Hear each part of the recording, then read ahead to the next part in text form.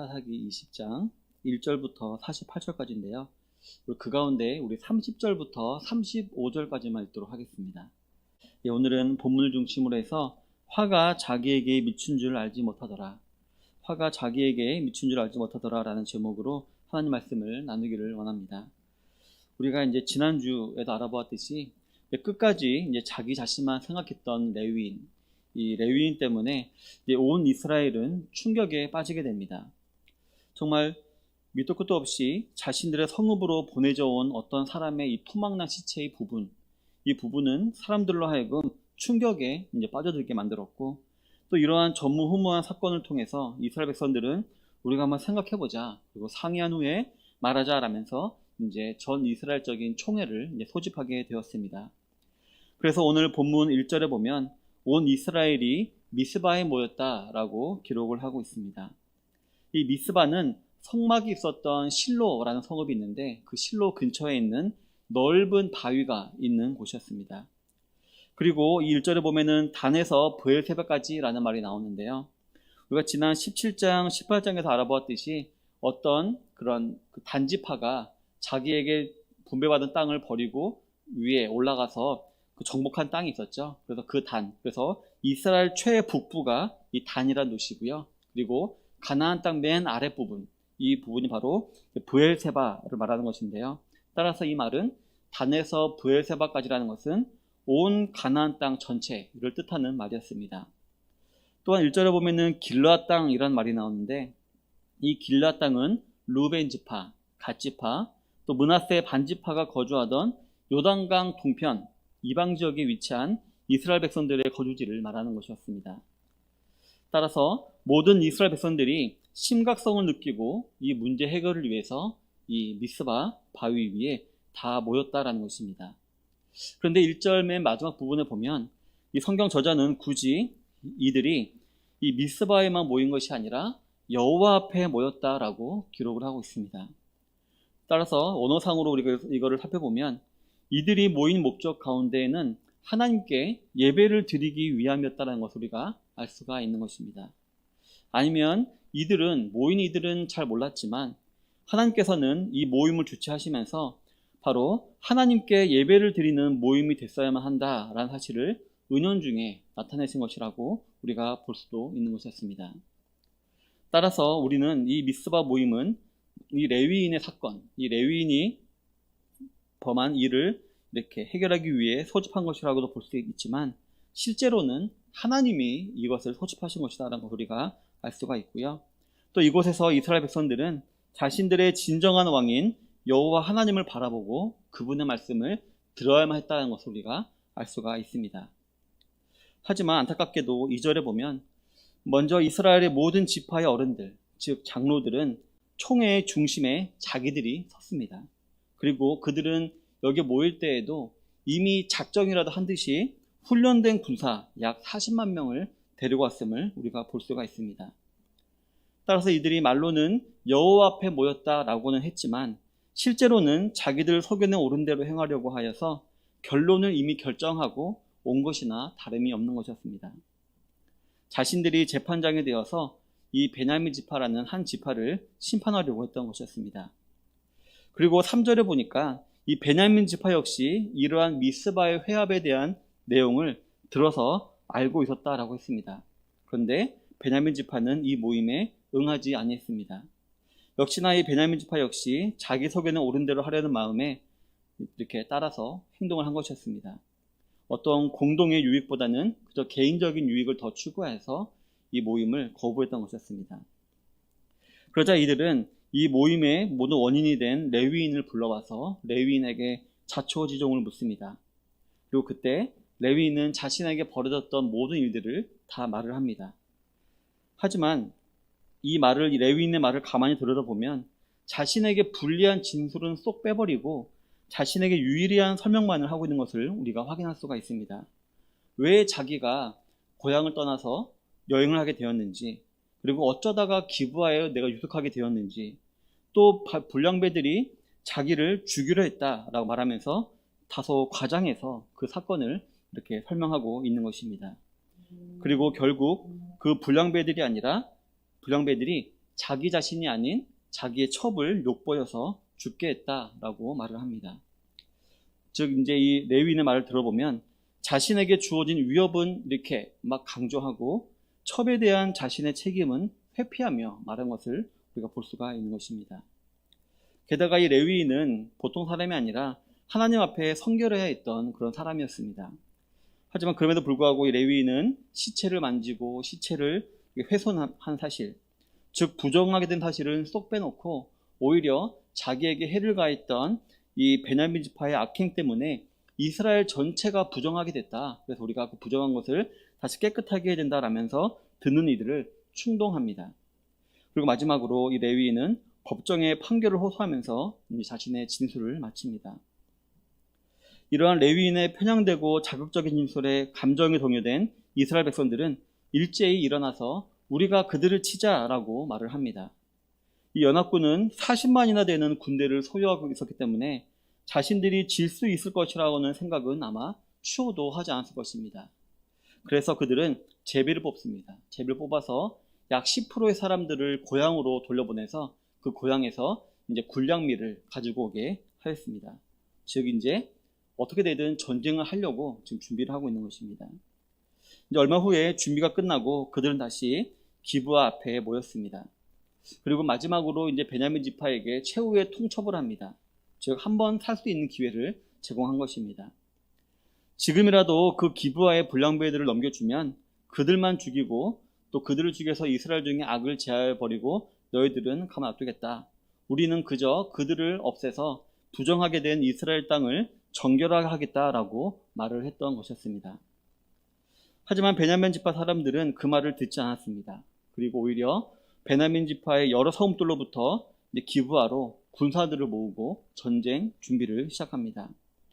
그 결과 베냐민 지파 26,700명이라는 많은 군사가 모이게 됩니다. 하지만 나머지 이스라엘 지파, 이 따로 모인 지파들의 군사는 40만 명이었기 때문에 분명히 베냐민이 더 불리해 보이는 그런 전쟁이었습니다. 어쨌든 베냐민의 거부에 따라서 이제 전쟁이 막 개시되려는 찰나였고, 이 전쟁이 시작되기 앞서서 나머지 이스라엘 지파는 갑자기 하나님께 묻기 시작합니다. 우리 중에 누가 먼저 올라가서 베냐민 자손과 싸우리까? 라고 하나님께 묻습니다. 그러자 그때 하나님께서는 유다가 먼저 갈지니라 라고 그 물음에 응답을 해주십니다. 아마도 이 희생을 당한 이 레위인의 첩이 유다 베들레헴 사람이었기 때문에 당사 지파인 유다가 올라가라 라고 그랬던 것일 수도 있고, 또 가장 강력한 지파가 유다이니까 유다 보고 올라가라고 한 것일 수도 있을 것입니다. 어쨌든 이들은 하나님으로부터 응답받았기에 기쁜 마음으로 자신 있게 전투로 나아갔을 것입니다.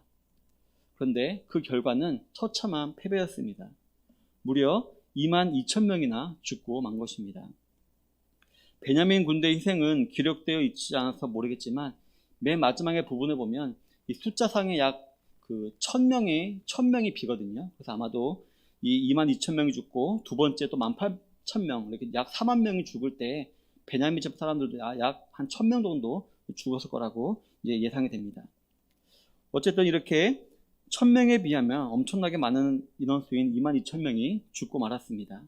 그래서 이들은 다시 미스바로 올라와 저녁까지 울면서 기도를 했습니다. 어쨌든 자신들의 대표였기 때문에 이들은 그 죽은 사람들을 애도하며 울었던 것이었습니다. 이렇게 첫 번째 패배를 한 이후에 나머지 이스라엘 사람들은 다시 한번 하나님께 또 묻습니다. 내가 다시 나아가서 내 형제 베냐민 자손과 싸우리까? 라고 말입니다. 그러자 하나님께서는 또다시 응답을 해주십니다. 올라가서 치라 라고 말입니다. 하나님 응답을 다시 한번 받은 이 이스라엘 백성들은 그 말을 듣고 또 자신감 있게 나아갔지만 이번에도 나머지 이스라엘 군대의 패배였습니다. 무려 18,000명이나 죽고 만 것입니다. 성도 여러분, 좀 의아하지 않습니까? 아무리 이 동족 상잔의 비극적인 전쟁이라고 하더라도 그래도 그나마 정당한 쪽이라고 보이는 이 나머지 이스라엘 지파의 군대가 두 번이나 패배했다는 사실이 약간 의아하게 느껴질 것입니다. 그렇다면 이들이 패배한 이유는 무엇이었을까요? 첫 번째로는 이들의 교만 때문이었습니다. 아까도 말씀드렸지만 이들은 여호와 앞에 모인 것이었습니다. 즉 이들의 가장 우선적인 목표는 하나님께 예배를 드리는 것이었던 것입니다. 그리고 만왕의 왕이시며 유일한 심판자이신 하나님께 묻고 그 판결을 의뢰하는 것이 옳았던 것이었습니다.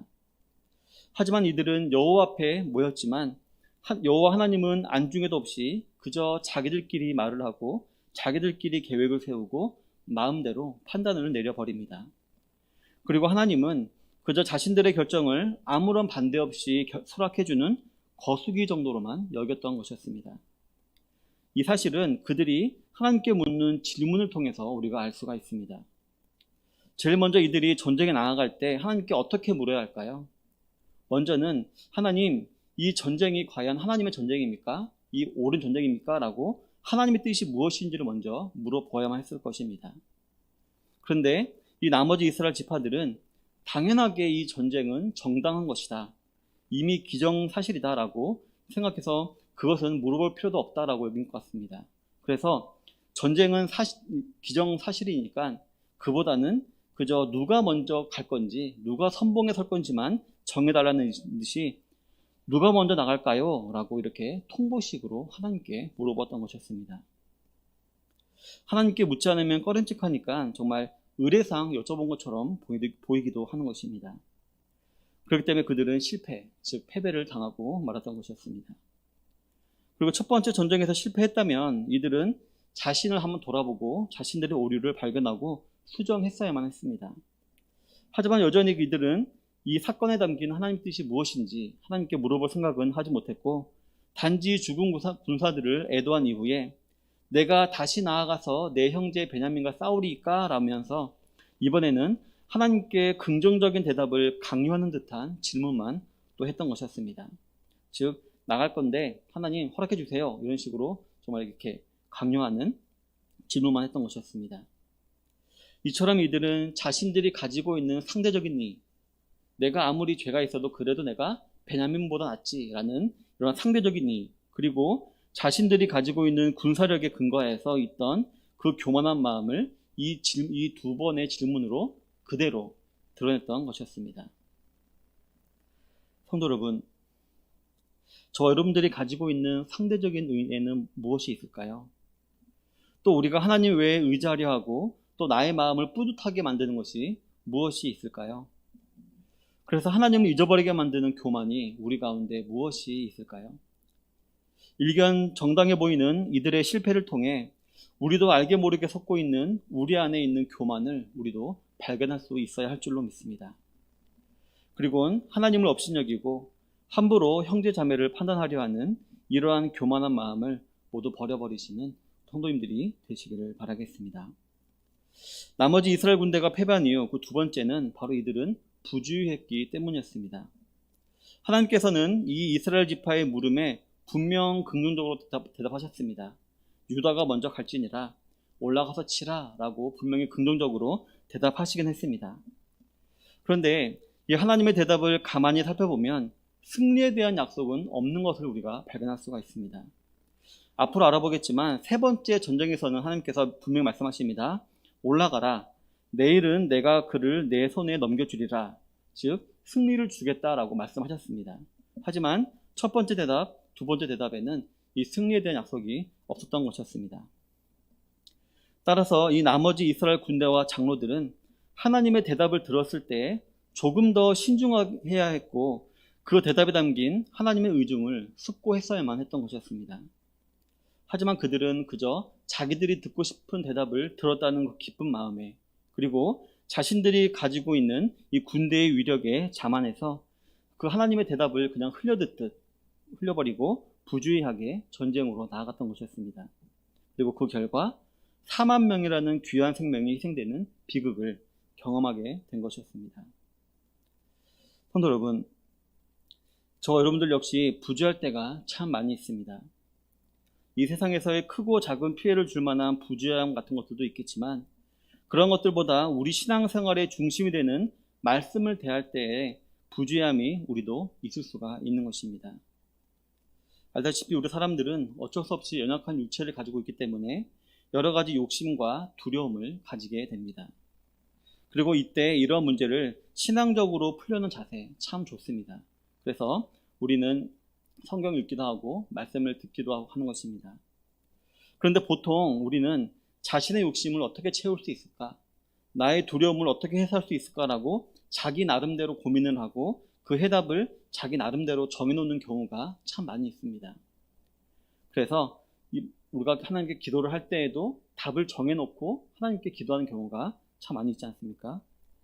그러다가 이렇게 자기 나름대로 해답을 정해놓고 기도하고 말씀을 듣다가 자기의 생각을 조금이라도 대변할 만한 말씀을 찾고자 할 때 우리가 좀 자주자주 있는 것입니다. 말씀을 통해서 자기의 생각이 맞다라고 확인을 받고 싶은 마음이 우리 가운데 다 있는 것입니다. 예를 들면 에베소서 3장 20절이 있습니다. 에베소서 3장 20절 우리 화면에 나오면은 다 같이 함께 읽도록 하겠습니다. 에베소서 3장 20절 다 같이 읽겠습니다. 시작. 우리 가운데서 역사하시는 능력대로 우리가 구하거나 생각하는 모든 것에 더 넘치도록 능히 하실 이에게. 이 구절 들으면 어떻습니까? 이 본문을 부주의하게 해석하면 어떻게 해석할 수 있을까요? 지금 내가 구하고 있는 것, 내가 생각하고 있는 것을 이루어주시기 위해서 내 안에 성령님이 계시는구나. 내 안에서 능력을 베푸시는 역사하시는 분이 능력대로 다 하시는구나 라고 우리가 생각할 수 있는 것입니다. 그래서 내가 생각하는 거 맞구나, 내 생각대로 해도 되겠구나 라고 우리가 생각을 하고 이제 움직일 수가 있는 것입니다. 이처럼 이 에베소서 3장의 전체적인 맥락을 보지 아니하고 이 한 절의 말씀만 아전인수격으로 해석을 해서 적용하다가 우리는 어떻게 될까요? 결국 넘어지고 실패하고 쓰러질 때가 참 많이 있는 것입니다. 이 말씀 외에도 우리가 비슷하게 오해할 만한 구절이 참 많이 있죠. 모든 것이 합력해서 선을 이룬다. 믿는 자에게 능치 못함이 없다. 이런 식으로 우리가 잘못 오해해서 해석할 만한 말씀이 참 많이 있는 것입니다. 따라서 여러분들은 성경을 읽을 때에도 성령을 의지하여서 주의하며 읽고 해석하고 적용할 수 있어야 하는 것입니다. 항상 주님의 말씀이 과연 그러한가 하여 날마다 상고하시고 또 교리를 통해 올바른 관점을 가지시길 노력하며 이 부주의함을 버려버리시는 모든 성도님들이 되시기를 바라겠습니다. 세 번째로 이 이스라엘 군대가 패배했던 이유는 바로 이들의 죄 때문이었습니다. 우리가 이미 알고 있듯이 이 당시는 왕이 없으므로 사람이 각기 자기 소견에 옳은 대로 행하던 그런 시대였습니다. 그리고 아다시피 오늘 이 문제를 촉발시킨 이 레위인은 어디 사람이었나요? 에브라임 산지 구석에 있는 사람이었죠. 근데 그 사람이 이렇게 타락한 것을 통해서 이스라엘 전체가 다 타락했다는 걸 우리가 알아보았습니다. 따라서 이 시대는 왕이신 하나님의 명령, 즉 가나안을 정복하고 그곳에서 오직 하나님 한 분만을 섬길 것을 명령받았음에도 불구하고 그들은 오히려 자기들이 정복해야 될 가나안의 동화가 되어서 마치 자기가 왕인 것처럼 살아가고 있던 그런 시대였던 것이었습니다. 따라서 이들은 이 레위인이 겪은 일을 들었을 때에 이 충격적인 사건을 거울 삼아서 자기를 볼 수 있어야 했습니다. 즉 자신들의 죄악을 보고 하나님의 심판을 바라보며 회개할 수 있어야 했던 것이었습니다. 그들은 이러한 충격적인 사건 앞에서 마치 자기들은 의로운 재판장인 것처럼 행세했지만 실제로는 그들 역시 진정한 재판장이신 하나님께 재판을 받아야 하는 죄인에 불과했다라는 것을 그들도 깨달아서 알 수 있어야 했던 것이었습니다.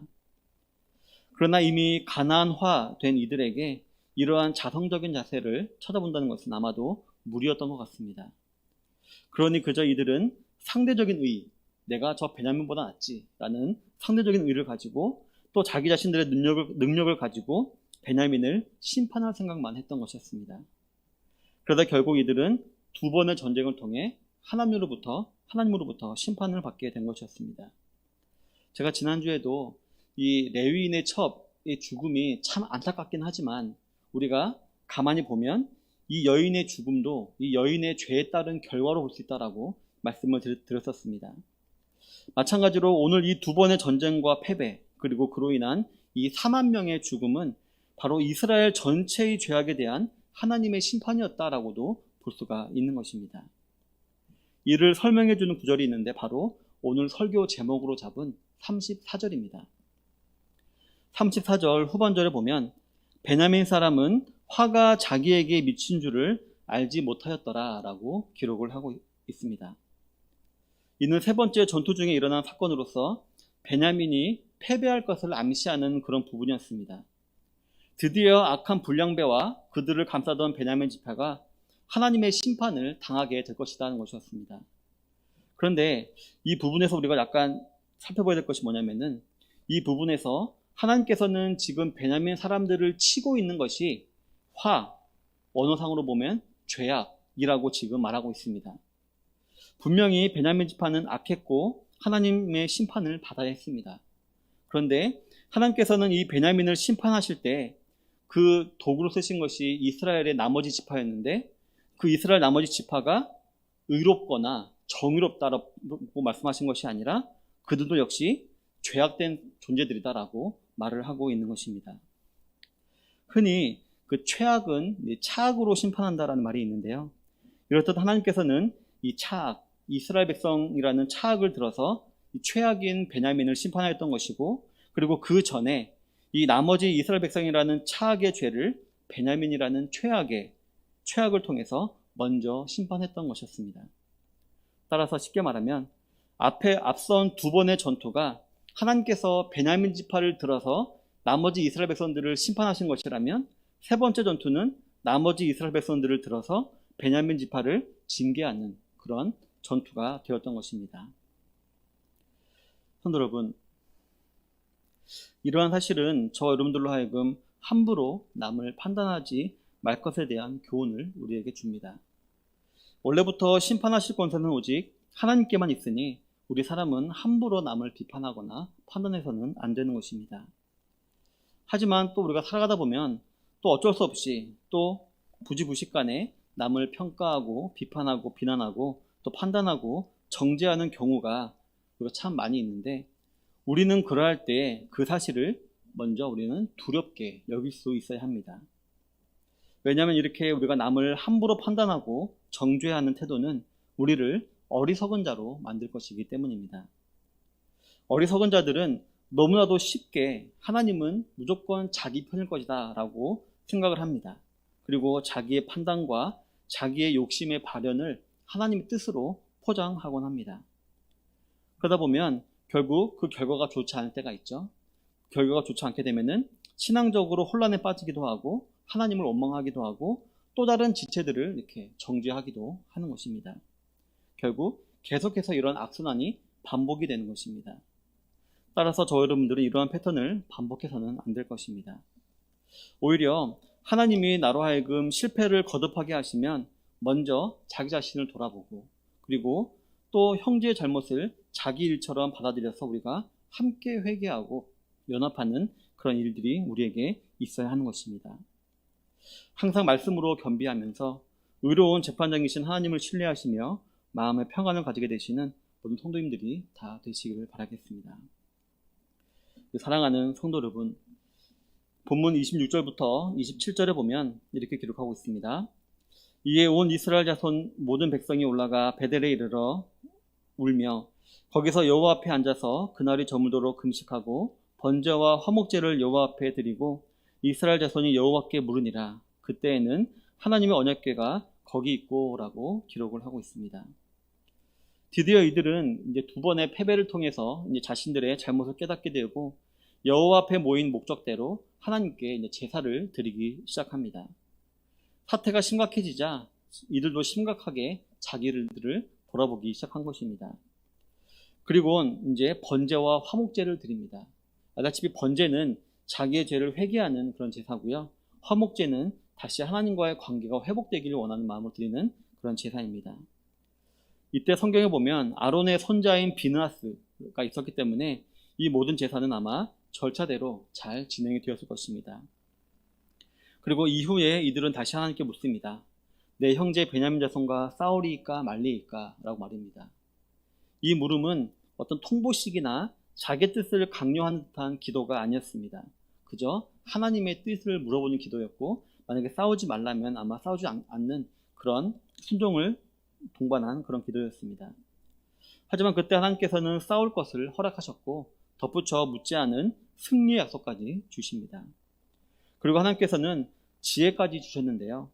베냐민 지파를 성 밖으로 유인한 이후에 매복한 군사들로 하여금 기브아 성을 먼저 함락시키고 이 베냐민 지파가 오도 가도 못하도록 한 다음에 혼란에 빠지게 만드는 전술을 이렇게 펼치기도 한 것이었습니다. 그래서 결국 베냐민 지파의 군사 25,100명이 죽고 600명만 살아서 광야에 있는 림몬 바위 위에서 4개월 동안 지내게 됩니다. 여기까지만 보면 이 내용이, 오늘 20장의 내용이 해피엔딩으로 끝나는 것 같습니다. 그런데 마지막 48절에 보면은 좀 비극적인, 좀 안 좋은 징조가 있는 말씀이 기록되어 있습니다. 이스라엘 사람이 베냐민 자손에게로 돌아와서 온 성읍과 가축과 만나는 자를 다 칼날로 치고 닥치는 성읍은 모두 다 불살랐더라 라고 말하고 있는 것입니다. 이 48절의 기록을 볼 때 이 이스라엘 지파 나머지 사람들은 여전히 악에서 빠져나오지 못하고 있음을 우리가 볼 수가 있습니다. 군사들만 다 전멸시키면 되지 아무런 죄 없어 보이는 성읍에 있던 가축과 여인들과 아이들, 노인들도 다 죽여버렸던 것이었습니다.